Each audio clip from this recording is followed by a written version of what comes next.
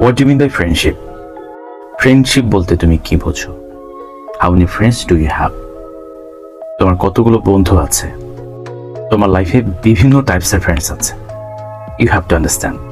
Firstly, opportunist, সুবিধাভোগী friends, যারা সুযোগ নেয়ার জন্য তোমার সাথে ফ্রেন্ডশিপ করেছে তাদের নিজেদের প্রয়োজনে। Secondly, give and take friends. এই টাইপের ফ্রেন্ডসরা তোমার জন্য ঠিক যতটুকু করবে ঠিক ততটুকুই তারা ফিডব্যাক পাওয়ার জন্য চেষ্টা করবে, ফিডব্যাক চাইবে। দ্যাট মিনস নিঃস্বার্থভাবে এরা কিছুই করবে না। Thirdly, selfish friends. এই সেলফিশ ফ্রেন্ডসগুলো তাদের স্বার্থের জন্য তোমার সাথে ফ্রেন্ডশিপ করবে।